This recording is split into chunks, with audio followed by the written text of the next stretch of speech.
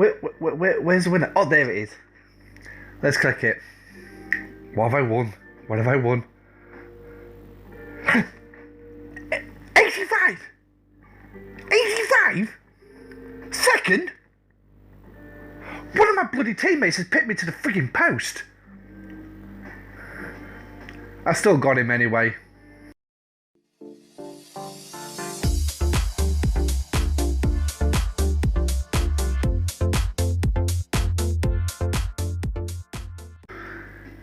Hi everybody and welcome back to the channel. So just a little bit of fun there at the beginning. Yes, I actually did pike and I actually participated in a solo leaderboard. So I'm actually happy the fact I've got the new pike now. The downside is I didn't get Spock, did I? Because they didn't give us enough bloody shards. But we're not here to talk about Spock. We are here to actually talk about Armadas. Now, one thing I recognised earlier today was I actually forgot to tell you about the exchange directives. Yes, I forgot. Silly me. But that's what happens when you actually script things from someone else's work. Yeah. But anyway, so we're just going to quickly look at it. So here we are in the Rogue faction store, and this is where the exchange directives can be sourced. And I'll tell you one thing, this is the best place to source directives. In fact, it's the best. The directives are the easiest thing to source here. Now, there are two areas. The first one is up here at the top, and it is the directives, reputation, and credits box.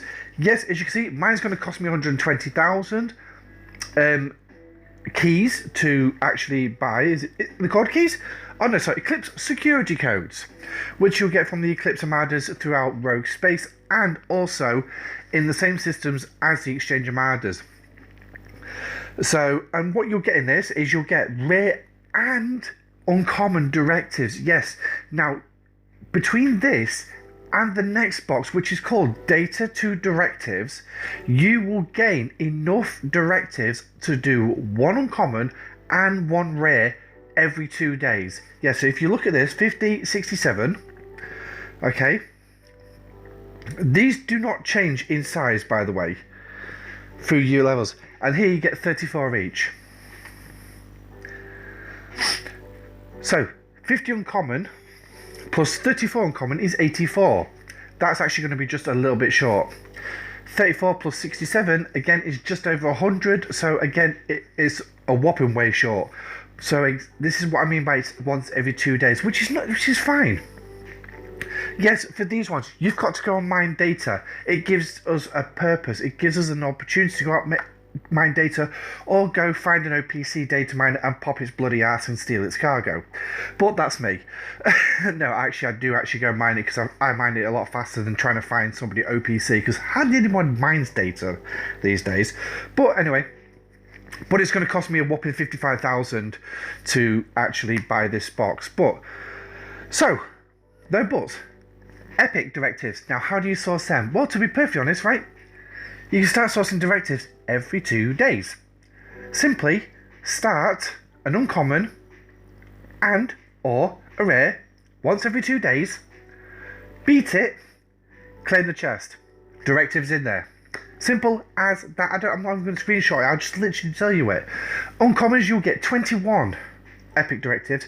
Rares, you'll get 35. So you add them together, that's 56 uncommon. 56 epic directives. Now you need 250 to start an Armada, so it's going to take you around about 10 days to actually get all the directives. Okay, so now we've spent a good 4.5 minutes on that. Let's actually move on to today's video, which is actually crewing. Now we're going to start off with what I didn't get in the last video because of length, and that is disabled officers, ships and abilities. So let's go to it.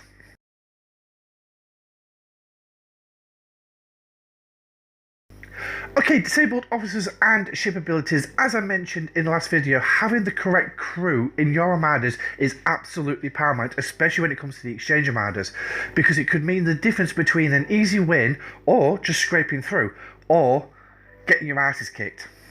Yeah, I've had a few of them. So having the wrong crew can have a massive impact. As Armada leaders, it is your responsibility to actually make sure your fleet runs the correct crews. You can actually tell people who come to Armadas, can you run this? Can you run this? Who's bringing burning? Who's bringing hull breach? Especially when it comes up against those really big ones where you go like to Groom Bridge, you go to Ulster in Klingon space, where they do the big ones, and they're the biggest ones in the G3 sector. When you get to G4, you're completely changing it around because it's all about mitigation rather than actually just pointing out the strongest crew. Now, I had this debate with another member of my alliance when we was doing Mega Cube, and I said I will want people to run specific crews, and he was like, "Well, you can't tell." I said, "Actually, I'm the lead. I will be leading the Armada. I'm helping teach you guys how to do these properly. Yes, I can tell you what crew to run." Needless to say, everyone ran the crews that I recommended. Yes, recommended, and we won. Hands down. No, we caned it. Needless to say, everyone sort of like followed those lines for the rest of the Mega Armadas. So, I'm quite happy with that. But anyway, I digress massively. But anyway, so Scopely have actually disabled several officers and ship abilities, and even one research, which means they will not work against an Armada target. So there's no point putting those particular officers on the bridge of your ship. So what I'm going to do now is I'm actually going to scroll them for you. So now, due to their size and power, Armada targets will not be affected by the following research and bonus abilities. So we're going to start off with the research, and that is combat in your combat tree, and that's defensive. Your ships are the Burrell and the Gladius. Their ship abilities of cloaking system and secret weapon respectively will not work. So yes, you can put them in Armadas, in the Armadas still, but their ship abilities will not proc. So it's like you can put the Auger in, as long as you've got burning in that Armada, which we will cover. The Obliterator will work on all Augers. So, but yeah, you put the Gladius in, it ain't gonna work. So, officers. We're gonna start off with our best friend in PvE, and that is Grace Chen. Her ability of energy absorption. I'm hoping I'm saying that right. I don't sound like I am, but that's been disabled. Also, Talan, her officer ability of objective defense is also been disabled. They're your two PvE officers. But I wonder if you can get away with using Kath. Tal, broken officer, is not in the game yet. He should have been in the game long time ago, but he's not here. But his ability of resistance is also not available. Mara, wife of Dahar, she will not. So that won't proc. Quag, excellent. Excel under pressure. That's won't work. Severus, spreading fire.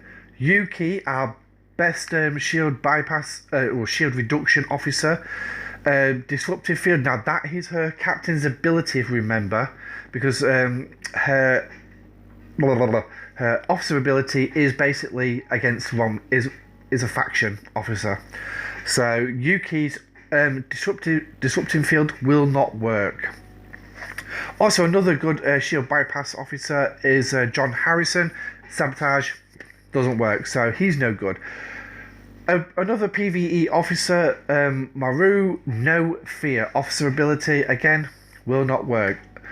Basic beginning officer ability, actually no, I think this one's captain's ability. Cadet Uhura, scan the enemy, does not work. Vixis, fake communiques. DJ UK, shatter defenses, I think that's a captain's ability. And Chang, dogs of war, which I think is an officer ability as well. They do not work. So to be perfectly frank, right, all those officers, it is a waste of time putting them on your ship. No, I'm not gonna lie. Right, now I've actually got a ship loaded out with a whole whack of crews, or a lot of officers, and these are the officers we are going to be using in this video. So let's take a look. What a weird and wacky crew. We've got Hull Breach, we've got Burning, we've got Armadas, we've got Moreau, we've got Odysseus. What can I say? So, what we're going to do? Well, I'll tell you what we're going to do. We're going to go to the next bit, which is crewing.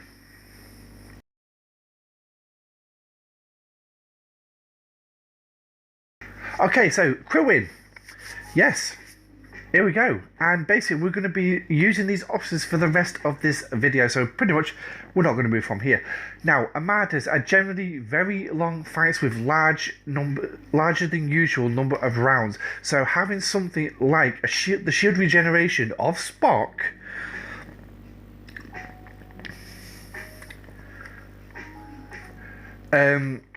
to absorb more damage is a big bonus, as it keeps your shields up and allows you to absorb more damage, and in turn it helps your ship dish it out, because the longer you can last in that fight, the more you can shoot. Yep. Also, add in as well 6 of 11, he's another good officer because he will help improve your mitigation with his officer's ability, which is Armada specific. Well, it's not Armada specific, it's just for Armadas only. No point going up against hostiles with him. Use him here in Armadas. So you can see my ability, mine's tier 4. I'm on my way to maxing him out. He is a fantastic officer, especially when he gets going. Jesus Christ, does he really kick that mitigation. So for a basic setup, I'm going to give you 2 crews which are ship agnostic, so basically you can use them on any ship, and we'll also get into sort of a bit more complicated ones later on and ship specific setups. So the first one then is the crew that we've actually got on the bridge right now, and that is Bones as captain, Spock and Kirk. Now, why is that? Bones is the hidden gem of the morale setup. This is your main morale setup. His captain's ability, I am a doctor, not a... doctor. His ability increases all officers' abilities, including his own. And his is going to increase by 42%, and that's because of the synergy I have on the bridge with him. As you can see as well, it's not full synergy, because both Bones and Spock are of the same type. They're both science officers. So... crap out of luck there, but the one thing is, this is your best crew, your bog standard crew for especially lower levels. Now, I will say my Spock is maxed, so please, in fact all 3 officers are maxed, but that should not, for you lower levels that are watching this video, do not worry in the slightest. That does not matter. It's using them together in a combination. That's what matters the most. Now, obviously, Bones' ability, so if we take Spock's ability of his shield regeneration, illogical, he restores shields by 750% maxed out. Now, you put Bones on the bridge, and that is going to take that to over 1,000%. So this is what I mean. Bones will increase Spock's mitigation, especially on synergy. Well, actually, no, not with synergy. But it will increase Spock's ability, and it'll just add that little bit extra on top. Full morale setup, you're laughing. You are literally laughing. But better yet, each time the ship gets hit, and increases the defenses of the officers on the bridge, which means more shield regeneration. And that is Bones' officer ability, increasing the defense. Spock works on defense, on the defense stats. So if you look at the defense stat, right, 26,664. Times that by 7.5, right? Times that by 7.5. How much shield regeneration are you getting there? You're getting loads. And then obviously coupled with Bones' 30% increase, you're talking... So, that... yeah. So this will keep smaller ships alive, and obviously it'll take longer for them to die. The more rounds they're alive, the better they help your Armadas. So that is your basic, and to be honest, right, it is for the weakest ships, 3 max. So if it's still like, yeah, if your ACC is little, this is a good go-to crew. If you're in your 20s, You've started unlocking these through your faction store. This is your good go-to crew. So, but we spoke long enough about these. Now we're going to move on to a new setup, and there you go. Just put them in. So, no introductions besides Decius we've introduced to the bridge. Yes, we've took him off the lower deck and we've put him up above. So, now we've already covered the... no, we haven't. Kirk and Spock. Spock's regeneration only activates with Kirk's morale, and we're going to look at that one. So Kirk, as long as the ship has morale, okay, so it's not his officer, captain's ability, it's going to be his officer's ability at the beginning of each round. Kirk has an 80% chance of inspiring morale for 2 rounds. This means Spock will proc, because, as you saw from Spock's description, which I forgot to mention, it needs morale to work. Now, there have been players flying around using Spock on their bridge because, oh, I'm going to get shield regeneration. Pack it in. Stop being idiots. Because if you actually read his description, it says it needs morale to work. So there's no point putting him on his bridge, whether it's against PvE, PvP, or against Armadas. Forget it. Don't put him on your bridge unless you put Kirk up there as well. Kirk doesn't need to be on the captain's chair. He can be on the side as an officer. But do not put Spock on the bridge, for God's sake, unless you've got Kirk. But that's a combo. Now, Decius is a new introduction because of his officer's ability. Every time the ship gets hit by a weapon attack, Decius increases weapon damage by 10%. Now, my Decius is maxed. This does actually go up by 1% each tier he goes up. So hence the reason, mine's 10%. Starts off at 5%. But it doesn't matter if it's a 5% or it's a 10%. It's still an increase at the end of the day. And obviously the longer the fight goes on, the better he becomes.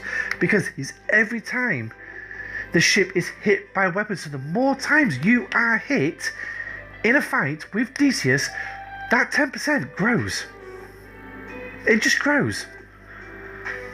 And in the long fights of Armadas, you have the chance of doubling your firepower with Decius on the bridge. So, the more damage applied to your ships equals the less number of rounds. Oh, sorry, the more damage you apply because of Decius, the less number of rounds that Armada is going to go, which means you're going to take less damage in the long run, which means it's a win. And it also keeps your repair costs down as well. You beat that Armada faster, take as less damage as possible, you've got a cheaper repair cost. Now, this is a truly basic setup for the crew, in which can be used on any ship. The good thing about this is no matter what, you can push yourself into the higher Armadas with a one size fits all setup. To elevate this, we're going to move to the next tier to an intermediate setup, but not before we talk about 2 hidden abilities. Yes, it's time to bring up the Burning and Hull Breach crew. So we're going to start off with the Hull Breach. Now, I don't need to put them on the bridge. We can leave them where they are to actually discuss this one, because it's not the captain's abilities we want, it's their officer abilities. So we're going to start with Hull Breach, as I've just mentioned. Now, Hull Breach applies to Armadas like it does in normal combat, but unlike normal combat, everyone in the Armada benefits from this ability. So you literally only need one member of your alliance, one person, to run Hull Breach.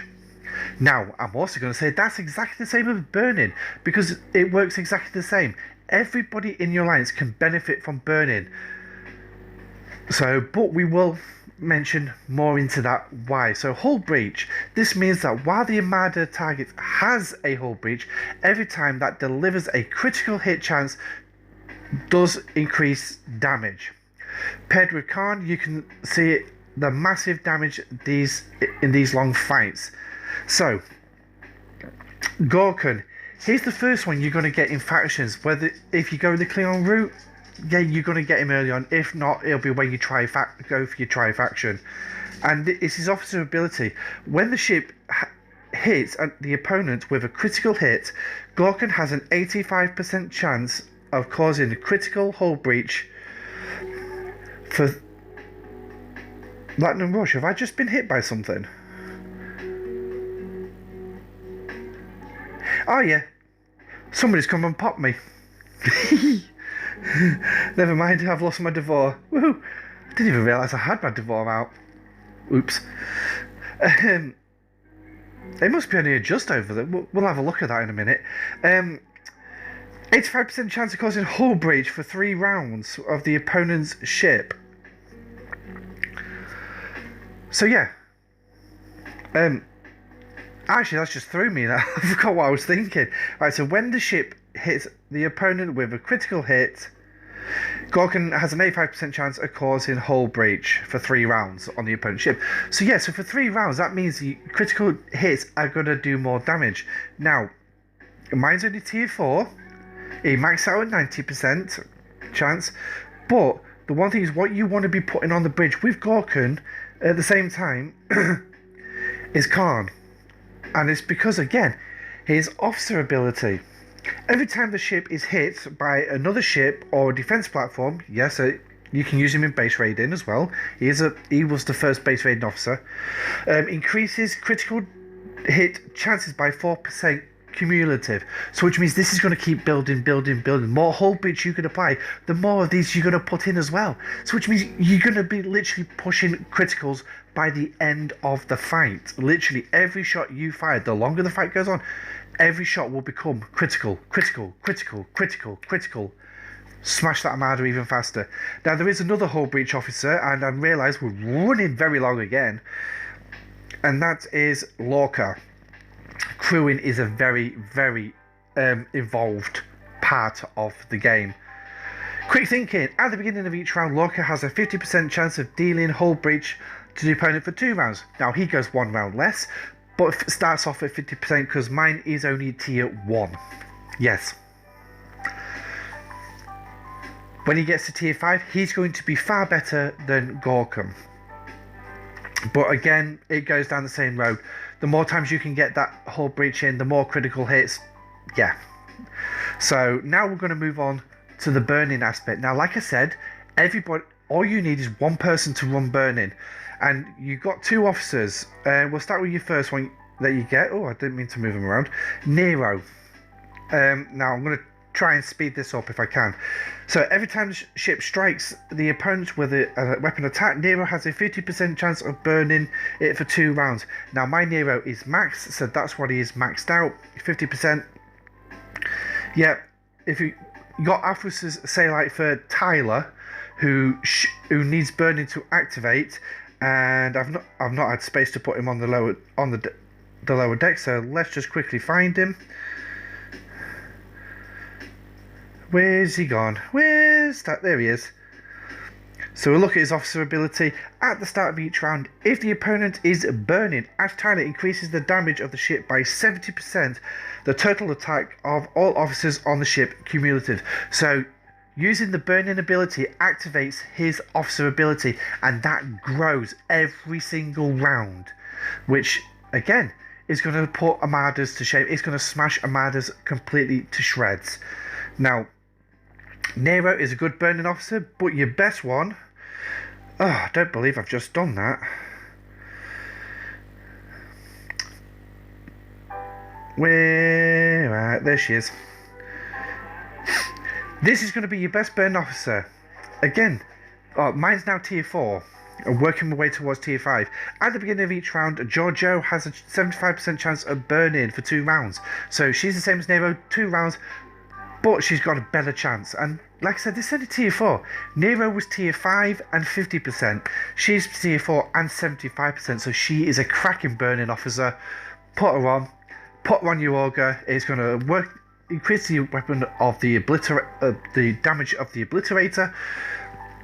It's going to help. It's got more chance of helping Tyler out, and you are going to be laughing as well. And that spreads to every other ship. So every ship that contains an officer that needs burning, that's it. all you need is one ship with Giorgio on it, and the entire fleet, whether it's 2, 3, 4, 5, 6, or 7 ships, can do it. So that is pretty much all the officers. Now I will just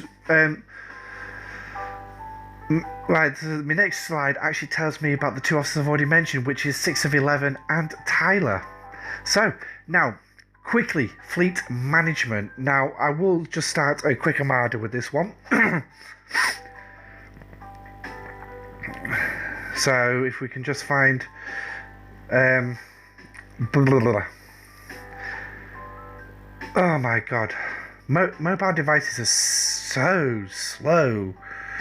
I really do need a computer. I am actually working on a way to get the funds together for that, but obviously having a family, it does actually slow the pace down quite considerably. But I want to make sure my kids are fed, they've got a roof over their head, and that's more important than me getting a laptop to do this with. So we're going to Opla. I'm going to keep the Saladin up, and as you'll know, as those of you already know, oh, that one's not there anymore.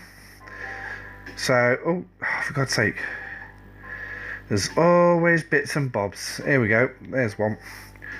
So I'm just going to start that Armada there, and then what you'll get is you'll see this box appear. Now if you look on the Armada size box just below my name, you'll see 0 of 6. That means the number of players that's in your Armada coupled with the maximum number of players you can have. So I can have 6 in this Armada. And if you click on the people next to it, you can see all the players that come in. Now what will happen is, and I'm not going to wait for anyone to turn up, is you're going to get a star button. Use your stars, because obviously players will shout out on my way, or in, or whatever your alliance uses to say that you're going to build that fleet. Make sure that they are in, because you do sometimes get players who do not call out, turn up, and the weakest player gets kicked out. And if you're trying to get help that weakest player, somebody else is coming to take their place, which is not fair to them. So obviously do use the stars. But yeah, there's literally not much else I can actually say. I do have a couple of screenshots to show you the stars, so I'm going to throw that up, and that's courtesy of my Alliance Admiral as well. Because again, big shout out to him for getting all this information together for me, so it helped me make these 2 videos. So while I'm going to leave that running, and we're going to have a laugh at this, Armada crewing. I know this video has ran very long, so I'm going to keep the ending very quick. I know I haven't covered everything, but like I said, it has run. I've tried to stick to a script. It's gone out of whack as massively as it can do, really. But also, Armadas is a massive mechanic. It does have its own events, which we're all aware of. Varying events, for better or for worse. So, let me know what you think about Armadas. Do you like them?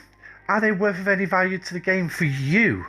Drop in the comment section down below. Also, don't forget to smash that like button and the subscribe button. For every like that's put on, there's more chance this video gets pushed out on the YouTube algorithm.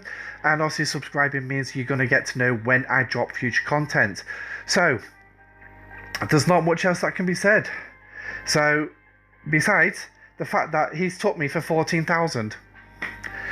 If he'd have waited a bit longer, he could have potentially had anywhere up to, I don't know, 360. No, sorry, up to 300,000 if he'd have waited a bit longer. But that's the nature of the game. It is Latinum Monday. Yes. So they're going to come and steal me. That's 5 points for every single bit of Royal Latinum he's got off me. That's the way it works. This has been Armadas 101 and an OPC, and me getting Pike. Armadas 101 Part 2, crewing. Armadas 101 all together in general. This is I'm Admiral Pegasus. Stay safe, live long and prosper, and I'll catch you on the next video. Bye.